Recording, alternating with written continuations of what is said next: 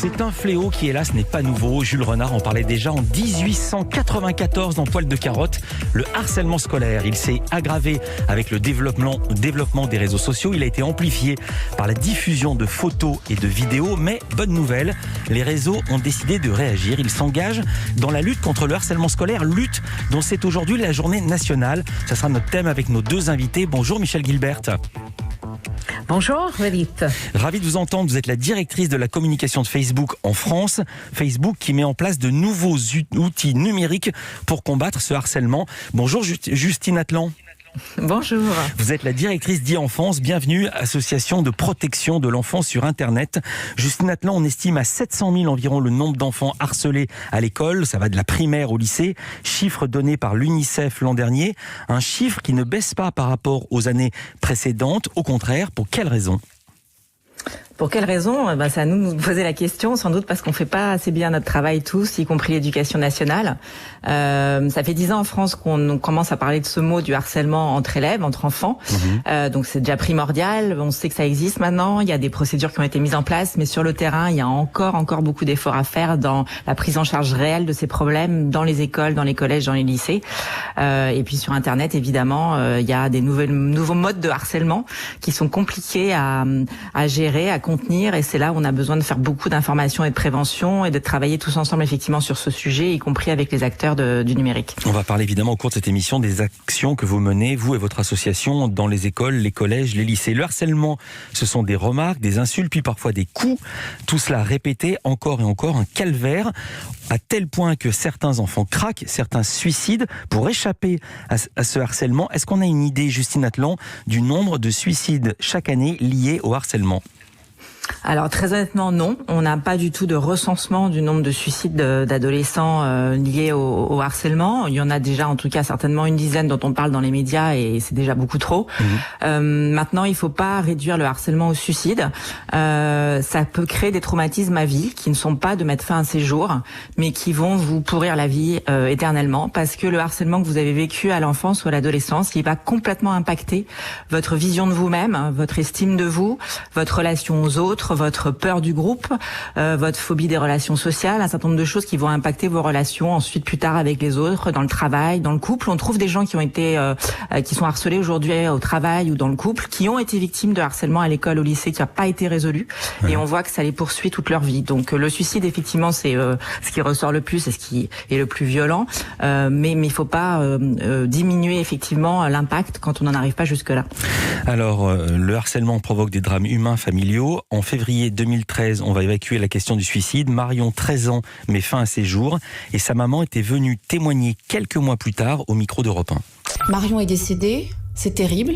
Elle a mis fin à ses jours parce qu'elle ne supportait plus tout cela, mais beaucoup d'autres enfants, durant cette année, ont également été harcelés, abîmés. Et puis cette année encore, les choses continuent. Marion, on l'a découvert, est embêtée à la fois par des élèves de 5e et des élèves de 4e, et principalement des élèves de sa classe de 4e qui s'en sont pris à d'autres. Une jeune fille qui a été prise à partie à plusieurs reprises, qui a été bloquée dans les vestiaires également, avec un briquet et un déodorant, lui disant « on va faire de toi un chalumeau ».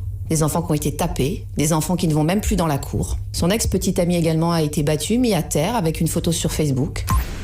Des coups et du harcèlement en ligne sur Facebook. Facebook a décidé de réagir il y a quelques années et qui annonce de nouvelles mesures cette année. Vous lancez aujourd'hui le Club des parents connectés. De quoi s'agit-il, Michel Gilbert ? Oui, donc c'est terrible quand on entend ces histoires et donc le rôle d'un réseau social comme Facebook, Instagram est vraiment d'être acteur responsable et proposer une pédagogie, non seulement pour les éducateurs, non seulement pour les enfants, mais aussi pour les parents. Et aujourd'hui, on a compris en parlant avec les associations, en parlant par exemple avec Justine et e-Enfance, que les parents sont parfois totalement dépassés par ces usages numériques. Donc on s'est dit, mais là, c'est là une opportunité pour nous. Et moi, en tant que maman, moi, je sais moi-même combien j'ai besoin de parler avec d'autres parents, de parler avec d'autres experts pour avoir les clés pour comprendre les usages numériques que nos enfants ont aujourd'hui. Et donc c'est ça l'objectif de ce nouveau club de parents connectés. C'est de créer un espace où les parents peuvent venir parler avec les experts, parler entre eux, mieux comprendre les usages que leurs enfants ont aujourd'hui de tous les outils numériques. Ça peut aller des smartphones, ça peut être des groupes, ça peut être également des jeux vidéo, mais là on veut créer un espace pour les parents, pour les aider, parce que c'est le rôle des parents également d'accompagner leurs enfants. Exemple du type de conseil que les parents qui nous écoutent vont pouvoir trouver sur le club des parents connectés, c'est le papa d'une petite fille de 9 ans qui les donne dans une vidéo de présentation. Alors il y a quelques astuces qu'on peut donner aux parents pour accompagner leurs enfants. Je crois que la première, c'est d'être sensibilisé, de savoir comment ça fonctionne un réseau social. La première chose, c'est d'essayer de comprendre quels sont les usages, quels sont les grands principes de fonctionnement. Et puis ensuite, c'est l'écoute et c'est le dialogue qui va permettre de limiter les risques. Pour échanger, pour poser des questions, vous, Facebook, vous créez donc un groupe spécial parents, groupe accessible à tous. Qu'est-ce qu'on va pouvoir y faire, Michel Gilbert ? Dans ce groupe, bien évidemment, qui est animé, c'était conçu et sera animé avec les associations Enfance, Génération Numérique et le UNAF et d'autres, j'espère, qui vont venir nous rejoindre. On va pouvoir trouver des informations, des ressources, des tutoriels et également pour créer une connexion entre parents, parce que c'est ça l'objectif d'un groupe. Et on va créer des cafés virtuels parce que malheureusement, avec le confinement, on peut pas se voir en vrai. Donc, on va créer ces moments convivialité, excusez-moi, pour qu'on puisse dialoguer ensemble avec les experts pour poser toutes questions. Combien de temps est-ce qu'il faut passer devant les écrans? Comment détecter un comportement bizarre de mon enfant? Comment parler de l'harcèlement en ligne? Toutes ces questions peuvent être abordées, mais également donner des bons exemples de comment les jeunes aujourd'hui, parce qu'il faut faire confiance à nos jeunes. Ils font des choses formidables sur les réseaux et c'est mettre également en avant ces initiatives parce qu'en fait, aujourd'hui, le numérique fait partie de la vie de tout le monde et de plus en plus avec le confinement et des bons exemples. Et nous, notre objectif, c'est de faire sortir également ces exemples d'utilisation positive. Je rebondis sur un mot que vous venez de dire, un tutoriel, on voit bien ce que c'est. C'est pour, je sais pas, brancher une bouteille de gaz ou faire une pâte à tarte. Mais là, en l'occurrence, avec le harcèlement, un tutoriel de quoi ? Comment signaler ? Si jamais on est embêté, qu'est-ce qu'il faut faire?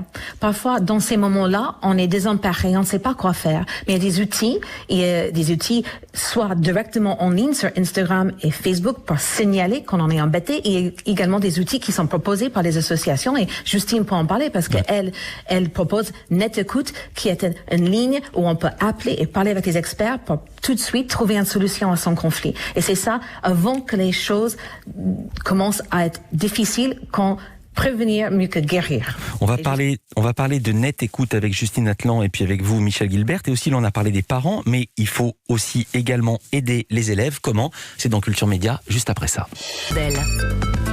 Avec Justine Atlan, directrice d'e-Enfance, une association de protection de l'enfance sur Internet. Et puis Michel Gilbert, la directrice de la communication de Facebook en France. Pourquoi est-elle avec nous en direct dans Culture Média ? Car Facebook lance aujourd'hui le club des parents connectés pour aider à lutter contre le harcèlement scolaire dont c'est la journée.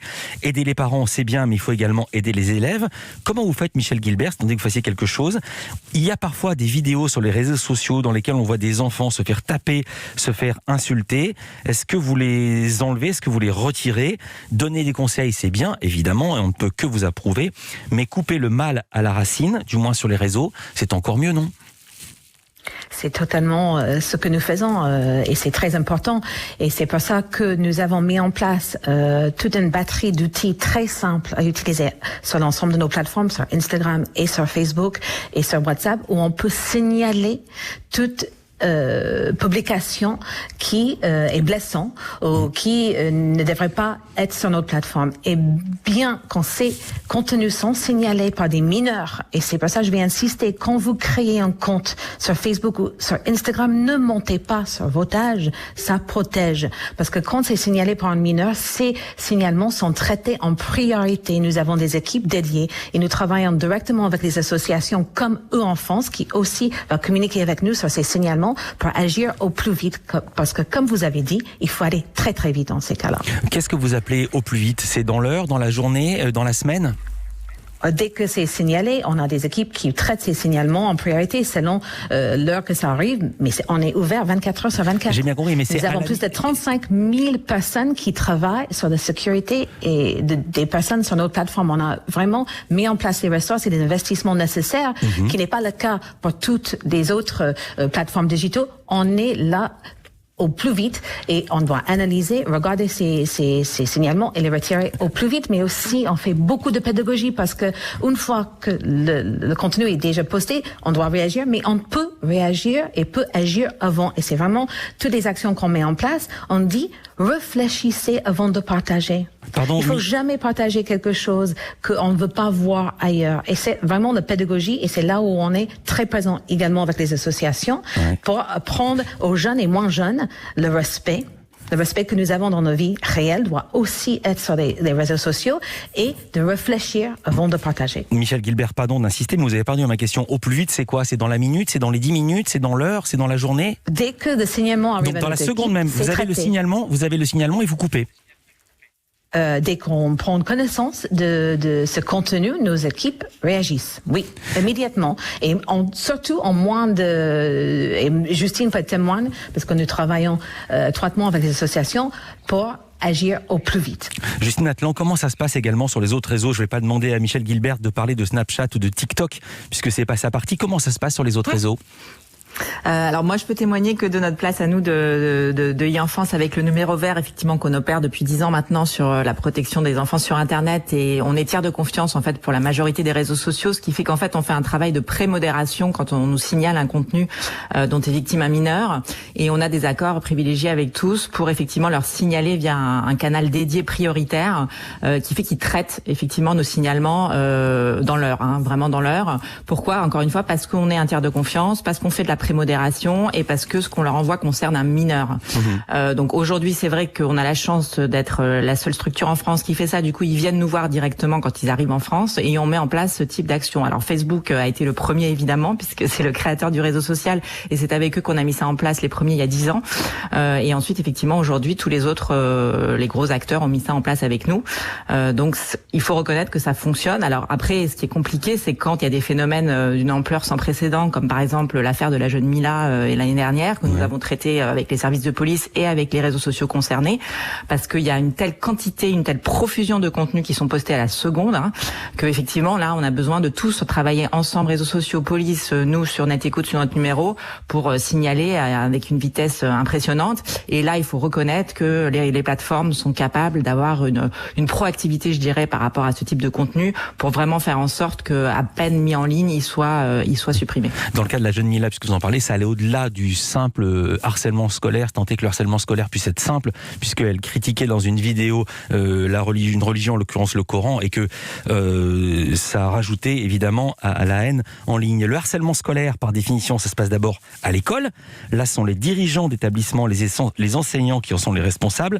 Certains n'interviennent pas, d'autres prennent des décisions contestables, je vous apprends rien, ils ne savent pas toujours comment agir. Exemple avec ce récit, c'est celui de la mère d'une élève qui a été harcelée à Valenciennes. C'était sur Europe 1 avec Mathieu Béliard l'an dernier, ce témoignage.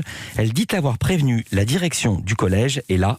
La sanction qui a été mise, on change l'élève de classe. Alors que nous, on nous fait signer un règlement en début d'année, que s'il y a ça ou il y a ça, déjà même les tenues vestimentaires elles doivent être respectées, pas de cheveux colorés, patati patata. Et là, on menace un élève de mort et on m'annonce que l'élève changera juste de classe. Donc, c'est-à-dire, ils se rencontreront à la récré, les sorties scolaires ou les voyages dans le cadre de l'école se feraient avec lui, etc., etc. Mais j'ai dit non. Là, j'ai vraiment craqué royalement. J'en pouvais plus. J'étais dans un état pas possible. Et on comprend évidemment, tous autant que nous sommes, cette maman. On a parlé des victimes, on a parlé de leurs parents, on a parlé des enseignants, on n'a pas encore parlé de la dernière donnée de l'équation, les harceleurs. Justine Atlan, est-ce que vous parlez aux élèves harceleurs ? Bien sûr, puisqu'on parle à tous les élèves. Et qu'est-ce que vous leur dites alors ? Nécessairement. D'abord, quand on parle aux harceleurs, on s'adresse en général à des classes dans les interventions qu'on fait tous les jours dans toute la France. Donc, on ne sait pas dans la classe combien il y a de harceleurs, de harcelés, et majoritairement de témoins plus ou moins passifs ou actifs. Ouais. Il faut savoir que quand même statistiquement, 60% des harceleurs ont été harcelés. Donc, encore une fois, souvent, ce sont des problèmes de harcelés qui n'ont pas pu être réglés. Et en fait, pour se venger tout seul ou pour se reconstruire tout seul. Une des postures qui a été trouvée, c'est de refaire ce qu'on a subi. On sait que ça arrive dans beaucoup d'autres domaines. Donc ça, c'est effectivement, on essaye de parler avec eux, de voir comment est-ce qu'on peut essayer de les faire sortir de cette situation d'ex-victimes qu'ils ont vécu autrement qu'en faisant subir aux autres ce qu'ils ont vécu. Il y a souvent des notions d'empathie à travailler, évidemment, d'émotion. Et puis effectivement, il faut pas oublier que ce sont quand même des enfants, des adolescents en construction, en devenir, donc c'est toujours récupérable. On peut toujours les aider. Je vous interromps parce qu'il reste que quelques secondes et je voudrais vous poser la même question à vous, Michèle Gilbert. Est-ce que vous pouvez parler sur Facebook aux harceleurs ? Totalement, et toutes les ressources que nous mettons à disposition, parce qu'aujourd'hui, en plus de Club de parents connectés, nous lançons également un site qui s'appelle En ligne et en sécurité. Et sur ce site, vous avez des ressources non seulement pour les parents, pour les éducateurs, mais aussi pour les enfants. Et ça concerne les enfants qui sont les harceleurs ou les harcelés. Parce que exactement comme Justine a expliqué, souvent le harceleur était harcelé. Donc il faut casser cette chaîne, il faut vraiment revenir sur la pédagogie de base et leur donner les outils à enfants, à parents et éducateurs pour mettre fin à cette chaîne de harcèlement.